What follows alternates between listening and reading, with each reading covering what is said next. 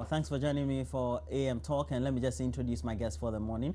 Osei Bonsuamwa Obiamwa is a member of parliament for Kwapim Central South. Okay, and then for Ablekuma Central, we have Theophilus Tetechai. Thanks for joining me. And Obiamwa, of course, is a member of the MPP. Please, all the things I said about Alan Akufo-Addo, please. He is on the party's election committee, yes. So that should appropriately be put into contest. He's really a neutral man, so we just say those things for the sake of it. Some jokes really are expensive and they should not be toyed with at all. Theophilus, how are you? Thank you. Okay. Now we currently know that we're in Washington trying to firm up our whole negotiations with the IMF. Yeah. The concern that has been raised, especially by the critics and the NGOs out there, has been that are we being told the truth as far as we're concerned as to what the conditionalities of our negotiations with the IMF are, and then subsequently what could be the repercussions either on the budget. The budget is likely to be read, I believe, next month for the next fiscal year. All things being equal. The next financial year as well, and all that. What really, from your side in the House, could be the repercussions? I remember back in, was it before the Sinchi meeting, you had said government had already gone to the IMF, and so the Sinchi itself was not something that was necessary at the time. Well, thank you, and good morning to good morning viewers. Going to the IMF at this stage obviously means that the government has finally admitted that it has underperformed, it has failed. In what ways? In running the economy. If you remember very well, as at 2000, fundamentals were so bad that when the new administration of President Akufo came in, he had to go HIPIC, ask for our donors to forgive our debts, and then also find a way of restructuring the economy. Inflation as at that time was 40.5%. Interest rates, we couldn't pay our interest rates debts. Our debt servicing was so huge, all the fundamentals that you could think of were in arrears in everything. We were owing so much even at the domestic front. And then the obvious choice was for the donors to come in and say that, look, we are ready to forgive you your debt, for you to start all over again. Now, at the end of 8 years, at least we had stabilized things. And when rebasing came in, we had moved to the lower middle income group. We were now oil-producing country. And then everybody thought we were taking off very well. Indeed, for the first 4 years of the NDC, we were told that the fundamentals were very good, to the extent that single-digit inflation. Well, indeed, they were good, according to what the figures said. But unfortunately, since 2012, we have shown that even when it comes to budget deficits, double digits for a third year running, because this year we also end up with huge budget deficit. If you talk in fiscal terms, after 2012, 8.7 billion Ghana cedis. Now, we were saying that things were not going well, CD depreciation, higher debt servicing, huge loans, huge wage bills, all these things. We were saying that the government should slow down. Indeed, we even said that the borrowing was getting too much, and the response was that we will borrow more. And now, after all this, when we said that, before Senchi, when we said that they had already run to IMF for a bailout, or probably protective custody, well, here's a situation where sometimes the public will arrest a thief, and the way they are handling the thief himself will run to the police station that, keep me here, because otherwise the public will lynch me. We've run to the IMF for a bailout, and we are saying that our policies are homegrown.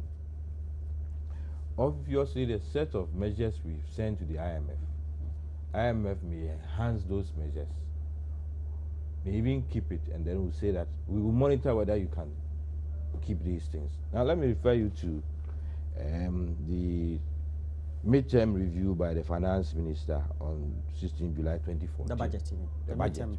Midterm budget review of the finance minister, Wednesday, July 2014. That's July 18th or so. On page 29, the government has told us measures that it wants to take or is taking to address these issues, and those measures will fit in perfectly with what IMF will be talking about. For instance, continuation of the policy of regular adjustment of utility and petroleum prices. Regular adjustment of utility and petroleum prices. Like the way we're seeing. We are seeing it will even be enhanced. A proposal of a moratorium on public sector wage increase in 2014 through the public sector wage negotiation process. Continuation of the policy of net freeze on employment and in some sectors of the public service. Reduction of ghost names, continuation of limits of award of new contracts and new loans with continued emphasis on pipeline items.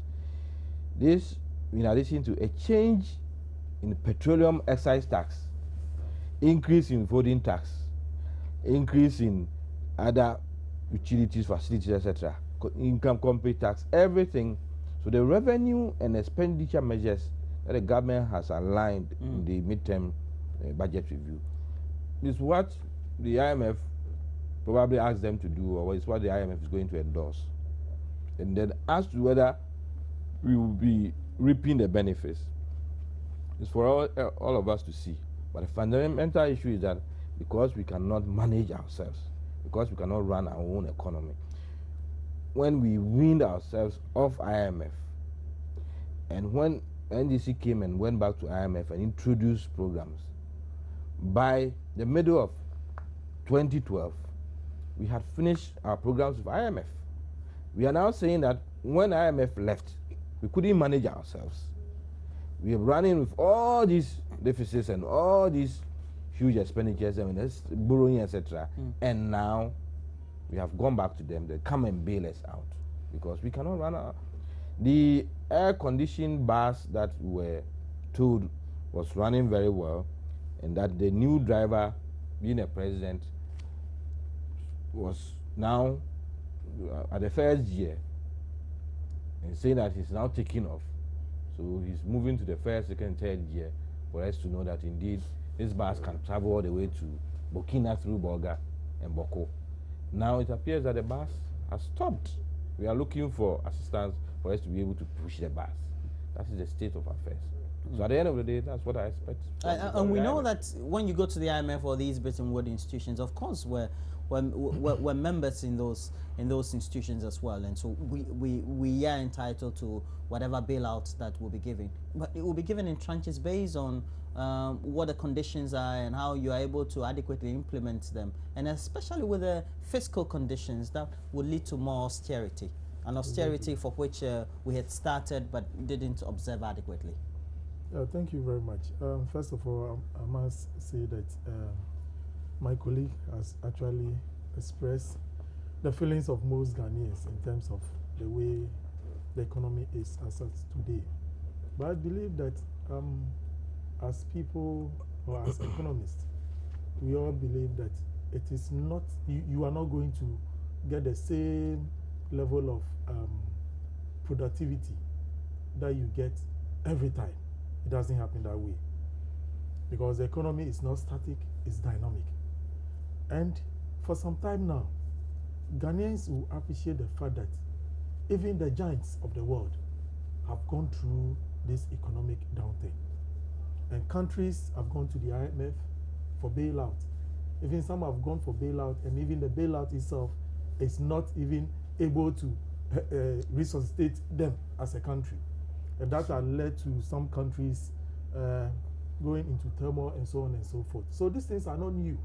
But the most important thing is how you manage the problems that you face as a country, the economy, the way you are going to manage it.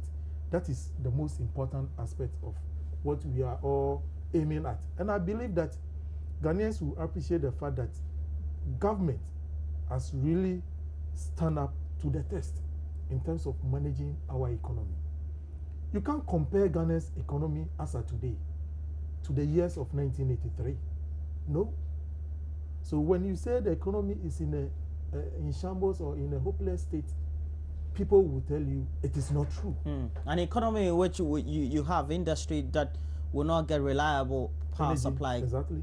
Now this is resulting in increased overhead costs. Yeah. And you know a lot more about finance, and so adequately that also has impact on the other variables. Exactly. And so if you could have high-rise buildings, but you could still be very poor. Exactly. Ask Portugal, ask Greece, and ask the other countries. Yeah, they all suffer the same. So it's not as if that you have basic infrastructure, but and you're still not poor. Relatively, you're still poor. Exactly. So for us, it is about the basics.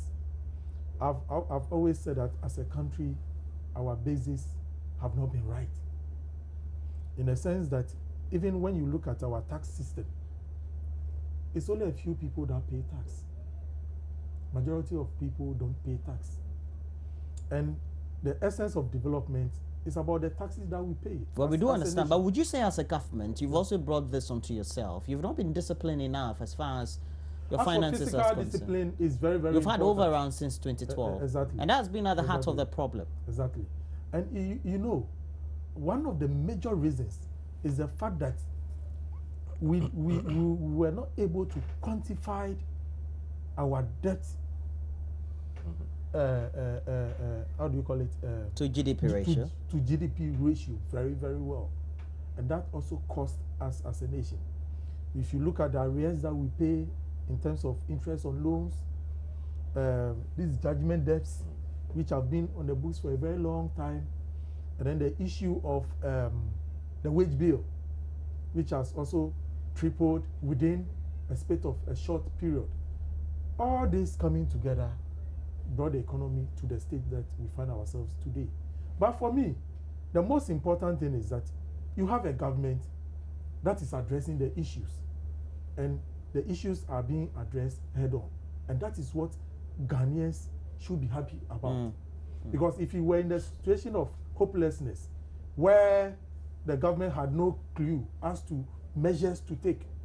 But look at the situation now. We have very experienced former finance ministers, who are leading our talks in the IMF, academia, people from industry who are all coming and you think together. That should be credit to the government? Yes, it should be a credit to government. And now you are in opposition. It's one thing knowing the problem and then not having solutions to it, and then one thing knowing the problems and then having solutions to it. And I think that is what the government you are in opposition, and you always, as a minority in parliament, have always been, if not harping on what the conditionalities are and what could be the likely repercussions.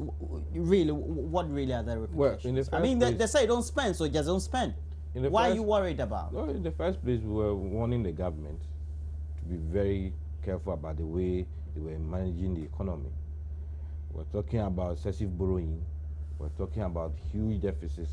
We're talking about huge sole sourcing contracts. We're talking about excessive expenditure. Now, if the government doesn't do things right, our city was weakening, and that we were depending so much on imports, etc., etc. Now, the government said everything was okay. The government even said that there's no way they will ever go to the IMF for a bailout. And then what we are saying is that we warned you and you did not listen.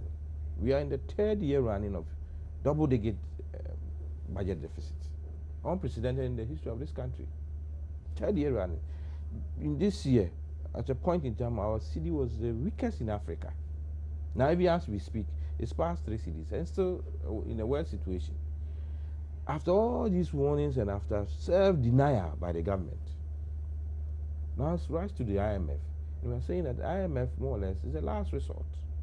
That's why the president himself is saying that he hopes this will be the last time you go to IMF, which is an admission that that is not the place to go. Do you think, prior to the decision, perhaps at the beginning of the year, not to go to the IMF, we could have stayed on that very position? We could have said we wouldn't have gone to the IMF. Or what could have been the effect? Well, further deterioration? Well, if you're not managing things well, even at the beginning of the year, you had been warned that, look, you have run 2 years of double-digit deficit. you are borrowing too much. You are not doing things that will make our city strong. The corruption and the award of contracts, you have to check all these things. And you said everything was okay. Don't mind these people. Doomsday, CSM, the propaganda. And now we've come back full circle. And we've gone back to the same situation of going to these Bretton Woods institutions to look for support and cover. And obviously, they're going to give you the money, but it's based on triggers. Do this, we'll pump in small amount of money. We'll come and inspect. Have you done it? Take this. So more or less, they are going to run the economy for you. They are going to dictate to you how you should run your system. Of course, the effect of it is that they are going to force you to be disciplined. If you're running your home, in a reckless manner, and then you come for support from me, and I tell you, I will give you the money, but I want to make sure that this time you use the money right, or you do things right in your home. Do things right, and even intending to do things right is what I feel is right, not what you feel is right. If you are used to taking your bath twice a day, I'm going to tell you now, you can take a bath once in 3 days. Because water is expensive. Because you are spending so much on water, according to my analysis. Now, if you are used to putting on your lights till midnight so that your kids can do their homework, they can learn, you can watch a little TV, I'm telling you now, by 6 p.m., your lights should go off. Austerity measures, stringent austerity measures in an economy like ours, even though we were lower middle income, we are still in a situation where we need to support those at the lower level. Down end. Huge unemployment. If you have huge unemployment and everything is going up in prices, utilities, cost of living, everything. Now food inflation has crossed the 50% mark. And you're going to run things this way. Obviously, the average person will be in serious trouble. You have huge arrests.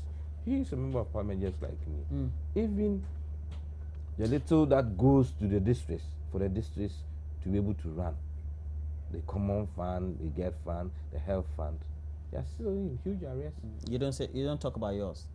Even the legislators, their subventions don't come. Of course, I mean, this week we were there when we were about to start a press conference. The whole house was in darkness. They couldn't even find fuel to run the generator for lights to come on. So the average person will be in serious trouble. So like tighten your belt. That was the usual thing under the military revolutionary system. Tighten your belt. Now, how long can you tighten your belt? You may be naked that you don't even need a belt. And this is a situation that we're in. And we will not say that we didn't see this coming. You are an oil producing country. How have you managed yourself? That is a major thing. And if anybody should take credit for going to IMF, then really they don't know why they are even running the system. And this is a so-called leftist government, which should rather be looking at welfare policies that will benefit the average person. This is a government that is going to implement stringent measures, which at the end of the day will affect the ordinary person. That is the situation that we are in. We are going to run this program for 3 years. If things don't go well, that is how. If we're running this for 3 years, Theophilus, it means it's going to run from, I'm sure, from next year, 2015, 2016 and 2017. Well, if your government is retained, fine, it's still your government. If their government comes in, it means that you're going to inherit the final lap of the IMF. But that would be good news, at least. Then the stringent austerity measures would have been implemented, so at least you wouldn't have been worried about it. But they have been worried about. But at the expense of the average person. Well, are you ready to go and to run a government or a country which is a country of the graveyard? A lot of people have. So, like what he's saying, they have been worried about the impact on the ordinary. Now we're told that once they're telling you should reduce your expenditure, especially public expenditure, it means that, well, you have to somehow find ways of reducing your expenditure on wages. How do you do that if you haven't brought in your revenue base in terms of how you generate a lot more revenue? So it means you have to reduce expenditure by cutting down jobs. I mean, logically, that's how you go. And then also, if you have social intervention programs, it means you have to reduce them as well. Yes. You have to make sure that all your expenditure on subsidies. I mean, that's just my layer, having learned that's basic what's economics in the budget. at the undergrad level. That's what's in the budget. Okay. Yes, So how does it work then that you keep telling us the alternative, that is not going to be the decisions that will be made? Well, government did outline some of the measures that it intended to undertake to reduce the hardship that we face as a country. And we have the expenditure side and then the revenue side. Now, with revenue mobilization, what government intended or had done is to ensure that the tax base is broadened. Even it led to the increment of the VAT rate, which my colleagues protested. Yeah, because they say we're taxing the same people. Exactly. We're not broadening the base enough. Yeah. And then the issue of reducing waste. You know, in our ministries, departments and agencies, most of a chunk of our resources go waste. And it's up to the finance ministry to ensure that resources that are allocated to ministries are used to the benefit of the people by ensuring that resources are used judiciously. And I think the finance minister is doing just that. Releases have become very difficult, but then releases are being done to the ministries as and when government sees it necessary. It might be very difficult because previously you were having your releases as and when you need them, you were using it the way you wanted to use it. But this time it is not so. So these are measures that government has embarked upon to ensure that at least the waste in the system is cut down. Let's look at new projects. Government did indicate that there will be restrictions on new projects so that old projects will be completed, because most of the old projects are still in the system. They need resources to ensure that those projects are completed, and that government is also doing it. It doesn't mean that new projects are not coming on board. New projects are also coming on board. But you know, as a government that is very prudent in managing national resources and not to bring burden onto the people, we've decided to go into PPP arrangements where the private sector will take part of the burden from government. So you realize that most of the projects that are being embarked upon as of today are PPP oriented, which has reduced the effect or the burden that is being put on government in terms of the wage or maybe in terms of budgetary expenditure. And I think that is good. It shows that you have a finance minister who is prepared to ensure that the factors that are mitigating against the economic so growth ultimately, of the all these, we're going to have the variables improving. Yeah, but you know, it takes time. Let's look at the issue of energy. I've always said that our approach to energy issues over the years has been the short-term measures. And it has not helped us as a nation because we are growing at a very fast pace. Now, what government is doing now, although government is sinking a lot of resources into our energy sector, which is costing us as a country, but in the long run, the nation, we are going to benefit from it.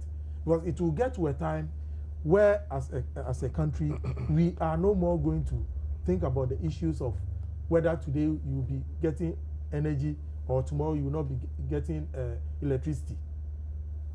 Today, industries are suffering as a result of lack of supply of adequate energy to industries.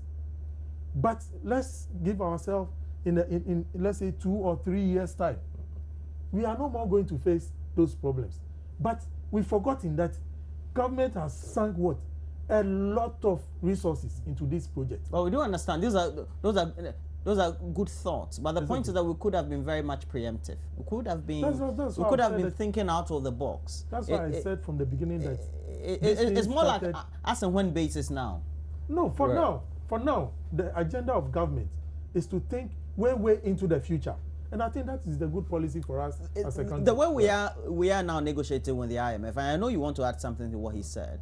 Now, how do we communicate that truthfully to the Ghanaian public that, I mean, these are really the measures that we're going to take? They are going to be more austere than we're seeing.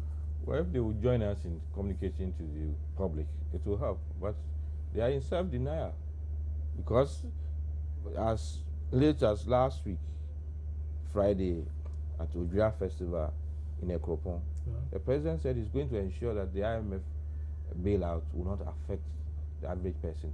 That's what the president said. Exactly. Yeah, he did indicate that. Now the impression is being created that you think it's impossible for the effect not to be felt by the... very unrealistic. Unrealistic. Very unrealistic. Because if you are going to take away subsidies, how is the average person going to benefit from this? And mind you, for the past 2 or so budgets, the only thing the government has been able to do is to pay wages and salaries. You look at budgets of ministries, education, health, etc., etc. A chunk of it, 90% of the expenditure there, is for wages and salaries. The rest is just on the books. They cannot invest in any other aspect of our development. Number 2, he's talking about putting so much in energy. You may end up putting so much in energy, but what is the efficiency level? If you're not efficient, you'll be pouring so much. Why efficiency means what? Well, efficiency means that even look at electricity. What are the average losses? How much do we spend and how much we generate from even selling power to the average person? These are all critical issues, and if we don't manage it now, and that talks about critical management issues. Now we are going for millennium funding from the Millennium Challenge account. And they are telling us they are putting down stringent measures that we're coming to put in money in your energy sector if you're able to follow all these things. Meaning so what? If you can manage well, we come and put in the money. Indeed, if it may even end up asking you to privatize some aspect of it. It's talking about PPP. PPP may be a good concept. Up to now, we don't have even any legal backing for those things. Number 2, it's another way of just sole sourcing. Look at what is happening at NIA, National Identification Authority. Look at national lotteries. Or PPP. Or PPP. They tell you we have identified an investor. He's the only person who can. But they're not bad concepts, because if you go to the UK and elsewhere in the developed world, that's what I'm saying. 1, what is the legal framework that we've been promised all these years? 2, what is the guarantee that the person you've identified is the person who can give you the best service at the right cost? If it's just sole sourcing and you have so you're saying there should be competition in choosing? Yes, so that you get the best. Yes, of course, because we've done PPP, it's not worked. GIDA and all those is a PPP. Well, perhaps they were done wrongly, but they could have been done better. Exactly. That's what I'm saying. Don't you think that with a new way we want to do things as a country, we may have learned lessons from the recent past? Since when? And the new ways, since when did they start? I just need to know, because until recently, we said everything was being done well.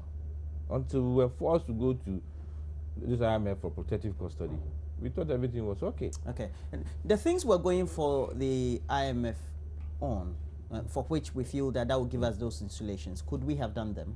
Let's say, could we have been better disciplined?